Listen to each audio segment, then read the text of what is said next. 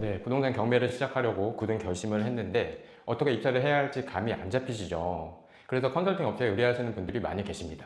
내가 알지 못하는 상태에서 돈을 집어넣는다는 것은 굉장히 위험한 거예요. 누군가의 먹잇감이 될 수밖에 없습니다.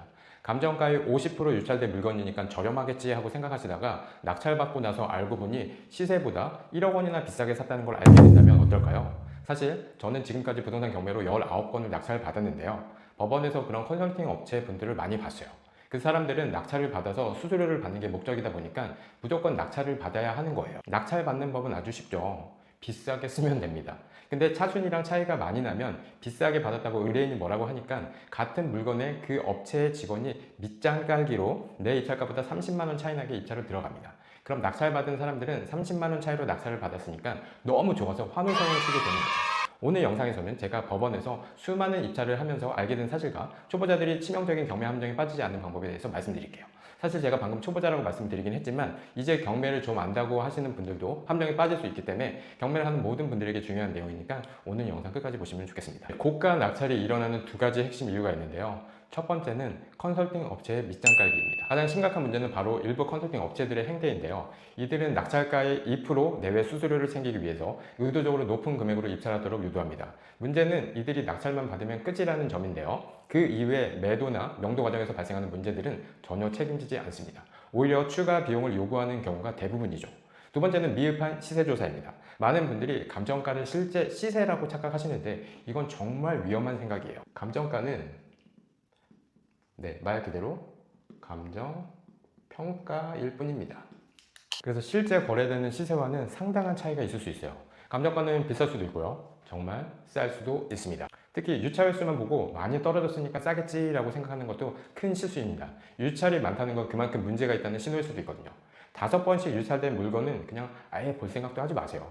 컨설팅 업체의 충격적인 수법들이 있는데요. 정말 믿기 어려운 이야기지만 일부 업체들은 이런 수법들을 쓰고 있습니다. 첫 번째 수법, 순위 조작. 2등, 3등 입찰을 직원들이 들어오면서 낙찰받은 가격이 타당하다고 합리화를 시키게 합니다. 두 번째 수법, 고의적 1등 무효 처리. 의뢰인을 2등을 만들죠. 차순위로 폐차를 하게 함정을 판 다음 1등 입찰을 고의로 인감증명서 등 대리 입찰에 필요한 서류를 제출하지 않아서 무효 처리를 의도적으로 만드는 거예요. 의뢰인을 차순위 낙찰자로 만드는 거죠. 이렇게 하면 의뢰인은 폐차해서 아쉬웠다가 희비가 교차하는 순간이 되는 겁니다. 기분이 너무 좋죠. 조금만 더 높게 쓸 걸 하고 후회하게 만들면서 낙찰가에 대한 강한 확신을 심어주는 작전입니다. 세 번째 수법, 명도 지원은 별도 비용이 발생합니다 라고 하는 거죠. 낙찰 후에는 명도는 우리 전문 분야가 아니다. 추가 비용이 필요하다며 추가 비용을 요구합니다. 감정가 4억 원 아파트를 3억 5천에 낙찰받았는데 알고 보니 실제 시세는 2억 5천만 원이었던 경우 1억 원이나 비싸게 산 거죠.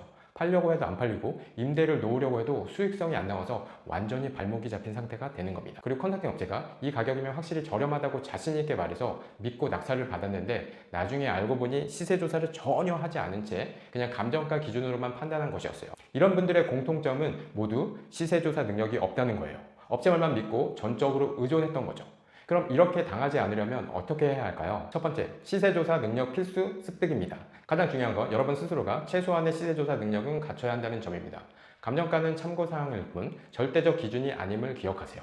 반드시 현장 확인을 하고 최근 6개월 내 거래 사례를 조사하세요. 네이버 부동산, KB시세, 아실 등 다양한 플랫폼을 활용하셔야 합니다. 컨설팅이 무조건 안 좋은 건 아닙니다. 컨설팅의 장점도 있어요. 근데 컨설팅을 받더라도 전적으로 맡기면 안 됩니다. 내가 공부 좀 하고 좀 아는 상태에서 맡기셔야 해요. 업체의 시세조사 근거를 반드시 확인하셔야 합니다. 2개 이상의 업체 의견을 들어보고 크로스 체크를 하셔야 해요.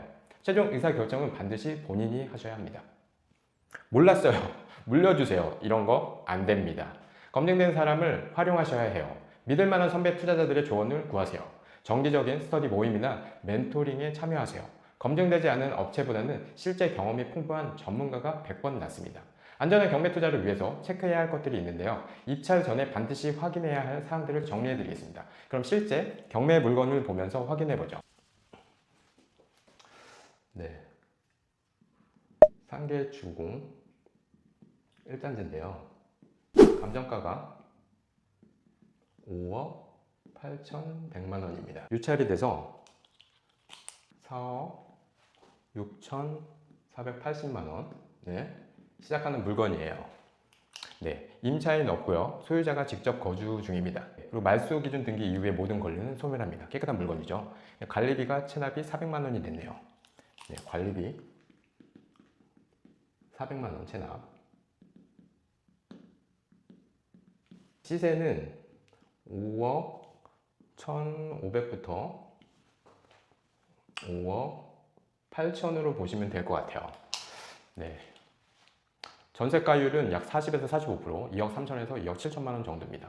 시세는 보수적으로 5억 1,500으로 잡았을 때 아파트는 10%는 싸게 사야 하니까 4억 6,350만 원에 사면 5천만 원은 싸게 사는 겁니다. 취득록세, 법무비, 체납관리비, 명도비 하면 2천만 원은 들어갈 거고 예상 입찰가에서 이거 다 빼고 4억 4천에 들어가면 폐차할 가능성이 높습니다. 네, 그래서 4억 6천만 원에서 5억 1,500만 원 사이에 본인이 정하는 거예요. 정답은 없습니다. 중장기 관점에서 재건축을 노리고 들어오면 시세에도 받아갈 거예요. 현장 조사를 하면서 실제 물건 상태 확인하고 주변 환경 및 접근성 조사하시고 향후 개발 계획 등을 확인하셔야 합니다. 시세 분석, 최근 6개월 내 실거래가 조사, 유사 조건 매물들과 비교하시고 임대료 수준 및 수익성을 검토하셔야 돼요. 네, 현명한 투자자가 되는 방법은 뭡니까? 부동산 경매는 분명히 좋은 투자 기회를 제공하지만 동시에 눈 뜨고 코 베일 수 있는 판이기도 합니다. 핵심은 이거예요. 공부하셔야 합니다. 저는 제가 투자를 하면서 확실하게 얻은 한 가지가 있어요. 10시간을 넣어서 공부하고 임장을 다녔는데 1억을 싸게 낙찰받고 5천만 원 수익을 내고 그런 거 없습니다. 100시간을 갈아 넣었으면 정확하게 100시간만큼 성장하는 거예요. 시장은 정직합니다. 그리고 아주 공정합니다. 그게 자본주의 게임의 법칙이에요. 부자 되려고 부동산 경매 하시는 거죠. 부자 되는 건 절대 쉽지 않습니다. 부동산 경매로 수익을 내려면 절대 빠지면 안 되는 기본 바탕이 있는데요. 그게 뭐냐면 땀, 시간, 열정입니다. 힘들게 노력하고 하기 싫은데 움직이고 임장 다니면서 흘린 그 시간이 없으면 절대로 돈을 벌 수가 없어요. 전 일주일에 5일 입찰하고 그랬어요. 일주일에 한 번씩 하면서 무슨 월천이에요. 유튜브 일주일에 영상 하나 올려서 월천 벌 수 있을까요? 그런 거 없습니다. 미친 듯이 하셔야 해요. 남들 술 마시고 놀러 다닐 때 저는 밤에 일하고 낮에도 일했습니다. 낮에 임장 다니고 입찰 다녔어요. 그리고 저녁에 또 일했습니다. 하루 종일 일만 했어요. 폐차하면 그냥 오는 게 아니고 다음 입찰 물건 임장 갔습니다. 그렇게 하니까 낙찰을 받고 수익을 낼 수 있었던 거예요. 유행으로는 돈이 절대 벌리지 않습니다. 방향성만 바로잡고 인내하시면 포기하지 않고 가시면 결국 성공할 수밖에 없어요. 포기하지 마시고 좀 진득하게 해보세요. 경매 스터디 모집하고 있으니까 아래 구글 폼으로 신청해 주세요.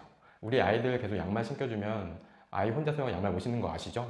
고기 잡아드리지 않고 고기 잡는 법을 알려드리도록 하겠습니다. 그럼 오늘 영상은 여기까지 하겠습니다. 감사합니다. 체험 별님이었습니다.